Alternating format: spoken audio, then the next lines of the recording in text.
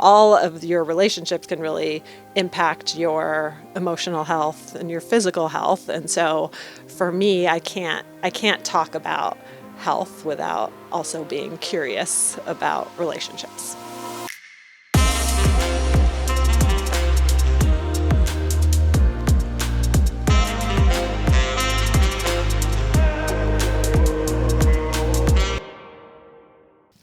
Hi, welcome to Season 2, Episode 4 of Choosing Healthy Relationships in Life, Friendships, and Love, featuring Dr. Dolly Clark. So if you want to tell us a little bit about yourself and why the work of healthy relationships is important to you.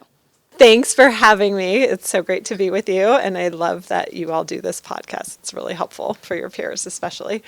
So I'm Dr. Dolly Clark. I'm a family medicine physician. I run a company called Adolescents, and I do a lot of work with parents and teens and tweens. Much of my work is around puberty and sexual development, and also stuff about body image and mental health and teen party culture, so a little bit of everything. I'm also a mom. I have a teenager. I have a high school junior and a college sophomore. So I'm kind of in the thick of it with them as well. And relationships are something that come up a lot in my work. I witness and I hear about all sorts of relationships, parent-child relationships, sibling relationships, friendships, romantic relationships, your relationship with people at work and school and coaches and all of that. And as a physician, all of your relationships can really impact your emotional health and your physical health. And so for me, I can't talk about health without also being curious about relationships. And I'd also like to ask, what do you think are the biggest challenges that teens face today in relationships? So, and I would actually love to hear what you think too. I mean, from my perspective, I think the biggest thing is technology, how that has impacted relationships. And I don't paint it all negatively at all. Even social media, I think there are ways that things like social media can actually be very helpful for certain people in terms of their relationships, especially like marginalized youth and stuff, ability to like reach out and connect with people. But I think it has really changed the way that we relate to one another. And a lot of times, a lot of that connection is happening behind screens. And when people are spending a lot of time online, sometimes that means they're spending less in-person time together, and having those real life in-person conversations are different, right? Even just the three of us right here, this feels totally different than even if we were having the exact same conversation over Zoom. It would feel different, and certainly if we were just texting each other or behind screens, it would be another level of different, right? And so I think that all this time that we're spending online has taken away from some of those more meaningful interpersonal connections. And I also think for your generation, the pandemic is behind us, but I mean, you were both seniors, right? So you were in 8th and 9th grade, pretty much on Zoom and not with your peers. And even though that's now a couple of years behind you, all that stuff, 8th and 9th grade, especially, there's like so much social maneuvering that normally happens at that time, and friend groups changing and cliques and all of that. And so all of that kind of got delayed and pushed later, and sort of impacted people's high school experiences in different ways. So I think that's another thing that's still hanging in the air. Well, thank you for sharing. I completely agree with you, and I really resonate with what you were saying about technology and how important face-to-face relationships really are. And I think we forget that because this is kind of all we know, and so it's hard to realize that. But yeah. And then I was also wondering, what are some characteristics that you think describe a healthy and unhealthy friendship and a healthy and unhealthy relationship, like romantic relationship? It's really important to think about what is a healthy relationship, because you can't recognize an unhealthy one if you don't know what a healthy one is, right? So to me, a healthy relationship, any type of relationship, is one where that makes you feel good about yourself, right? And makes you feel like you can be yourself, right? You're not like faking it for this other person, right? And where there's trust and there's mutual respect and communication, that there's open and honest communication. those are really like foundational. You have to have those pieces for it to be healthy. So an unhealthy relationship is kind of the opposite of that, right? That's where people don't feel like they can be themselves, or maybe they feel anxious around this other person because they're not sure how that person's going to react from moment to moment, right? Or there isn't trust. Communication is terrible. Or they're feeling like they have to behave in a certain way, or maybe the other person is very clingy, right, and wants you to respond to them quickly, even if it's, online, right? So things like that are sort of red flags when someone's very demanding of your time. And I think in romantic relationships, especially when they're new, it's very natural, when even when it's like super reciprocal, it's very natural. You're like excited and you're like, ooh, butterflies in your stomach, and you want to be with that person all the time, and they want to be with you all the time. That feels so good, right? But in a healthy romantic relationship, that other person should still let you have some time and some space to be with your family and be with your friends, right? And they should want that for themselves too, right? And so when people become very possessive of someone else, whether it's a romantic relationship or even in a friendship, that can be concerning, right? And so really recognizing what are some of these red flags. And then certainly, we're talking about romantic relationships, you have to make sure, if we're talking about a sexual relationship, that it's consensual.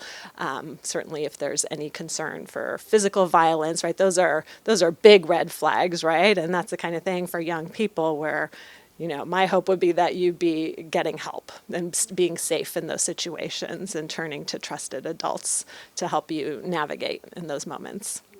I think setting those boundaries that you were describing is also so important in any kind of relationship, whether it's romantic or even just a friendship. I think having those boundaries and setting them also creates more of a healthy environment. Hello, I'm Mia Shapiro. I am a senior, as you know. And can you give us some advice on what you think we should do if we think our romantic relationship or friendship relationship is unhealthy? So again, communication is the key to any relationship, right? And I also want to say that there's no ongoing real relationship that is going to feel good all the time, right? It is very natural if you are in a relationship with someone that there are going to be conflicts that come up, right? So we don't need to be scared off by every little conflict. But if over time, if it feels like this does not seem healthy, what do I do, right? So talking about it, you can certainly talk with the other person. That's really healthy. If you can share your feelings, how the experience is making you feel and why, right? And talk about it that way. You can talk with trusted friends, family, adults that you trust, right, to get their perspective on it. Sometimes you need just like a very neutral third party, and that's where organizations like that, right, like having NormanAid, having your school counselors, having peer counselors, right, who are willing to like talk through this with you that don't have a personal stake in that relationship. But I think talking about it is so important, and being introspective, like taking time to really think through your own feelings and what is it that's not sitting well with you and why might that be, and trusting your instincts, right? If your gut is telling you that something is off, that this is not healthy, listen to it, right? Your gut knows. Communication, trusting your gut, all of that is so important, especially in any kind of relationship. And I think that a lot of people sometimes also don't really realize that you could also be completely in the right. And if somebody's taking over like who you might be in an unhealthy relationship, it's really important to listen to yourself versus what they're telling you, Absolutely. And what are some misconceptions about consent?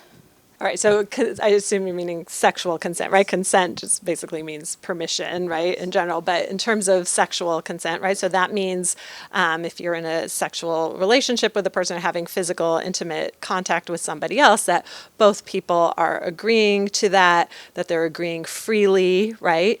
And I think some of the there's a few that I hear a lot when I work with teenagers. So I think one thing to really understand is like we're living in a time where legally we're talking about affirmative consent and verbal consent, right? So again, that means being able to talk and being clear, right? We still need to, no means no, but we're living in a time where legally yes means yes, right? So that means checking in. That means asking for permission along the way. One misconception is that if someone's given consent in the past, that means that they've given consent free range, right? So if you've had sex with someone in the past, that doesn't mean that you're giving consent to that every time, right?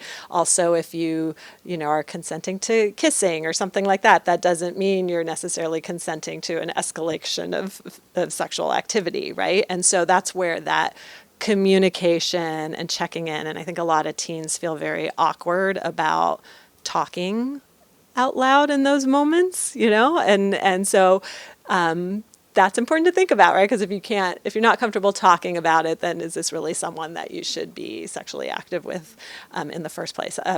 Alcohol is another thing that comes up a lot, and so legally you cannot give sexual consent if you're intoxicated or incapacitated by alcohol or other drugs. One misconception that I hear about from teens is yeah, but if both people are drunk, it's okay. That is not okay, right? And so the same rules apply. So really paying attention, and that's complicated because a lot of times the hookups are kind of happening in a party situation where there has been drinking, right? So that's something to really be thinking about in advance and being cautious about. But yeah, clear consent is very, very important. And like if you're young and you're still trying to like learn and explore, like consent is the number one thing. And also leading into that, would you be able to talk to us about boundaries and what they mean and how to implement them in a relationship, whether it's even friendships or like having a partner? Right. So boundaries protect us. They keep us safe, and they protect us from harming another person. And so there's really three buckets, I would say, of boundaries. So there's physical boundaries, and then there's emotional boundaries, and then there's sexual boundaries. So when we're talking about physical boundaries, right, we're talking about things like who's allowed to be in your personal space, or who's allowed to have physical contact with you, right? Also has to do with your physical possessions, right? Who are you okay with looking at your phone or driving your car or borrowing your clothes, right? Like your possessions. And with any kind of boundary, it's really important for people to understand what their own boundaries are, right? And so that they can communicate it, but also like believing like you deserve to have we all deserve to have boundaries and to be clear in our own minds about what's okay and what's not okay, and it's okay to communicate that. Emotional boundaries are like, have to do with our moods and our emotions, and are you going to let someone else's moods affect your own, right? So that could be something going on in an in-person relationship, or it could be stuff online too, right? Even like social media, right? How are these accounts that you're following making you feel? Are they impacting your body image? Are they making you compare yourself constantly? Are they making you feel less than, right? So then a boundary might be like blocking someone or unfollowing an account or hiding the account from your feed, or taking a break. Some teens tell me they just like periodically will take a break from social media. That's a boundary that they're implementing, and we deserve that, right? We deserve to give ourselves that space when we need it. And then sexual boundaries, have the same thing. How do you keep yourself?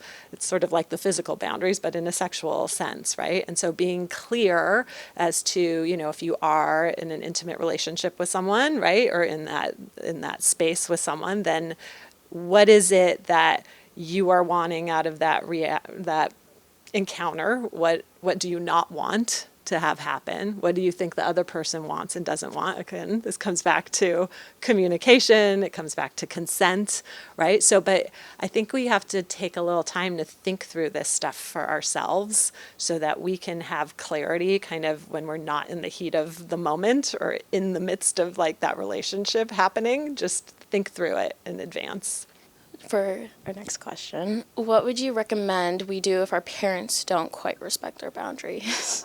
That's a great question. That's a really great question. So there's different reasons why a teen might feel like their parents not respecting their boundaries. It could be that they're clearly not, right? Sometimes, again, communication, you're going to hear me say it 5,000 times in this discussion, but communication is everything, right? So sometimes teens feel like their parents aren't respecting their privacy, or that their rules are too strict or don't make sense for their age, or things like that. Sometimes parents have they're behaving the way they are for very clear reasons in their minds, right? It's something to do with health or safety or something like that. They're just not communicating it enough. So that's a situation where maybe having a conversation and understanding their why a little better is helpful. Also, having that conversation might help your parents to recognize, oh, I haven't really thought through this completely, and hearing their kids' perspective on how it's impacting their life. Sometimes what I hear about, sometimes this comes up in parent consultations where parents are talking about strife that they're having with their adolescent, and it turns out they're kind of still parenting them the way they did when they were in middle school, and they're forgetting that teens need a little bit more independence as they get older, and that's important, right? You're going to be launching, you're going to be graduating from high school, and you're moving out in the world, right? And so you do want parents to think through that and figure out how to let the leash out a little bit so that you can gain those skills that you need to take with you into the world. So communication. All I'm going to say is I agree with everything you just said. So how do you think we could build a healthy relationship in all? So that comes back to self-care, real self-care, not mani-pedi self-care, right? Real self-care, are you getting enough sleep, 8 to 10 hours a night at this age, right? Are you, moving your bodies every day? Are you eating nutritious food? How are you taking care of your mental health? Because we can't show up positively in a relationship, any kind of relationship, if we're not taking care of ourselves first. So I think that is really important, that people forget that very important piece. And then I think it's just about being open, being honest, being yourself, right? The more you're authentic and being yourself, the more you're going to attract friends and partners that like those qualities, that are the true you. And then you're more likely to have successful relationships because you're attracting the people who want to actually be with you, not some other version of you that you're trying to put out to the world. We would like to thank our generous sponsors and partners, Michael J. LeBeau, NormanAid Peer Counselors, KBEV, and of course, we'd like to thank our listeners. Stay safe and make today well lived.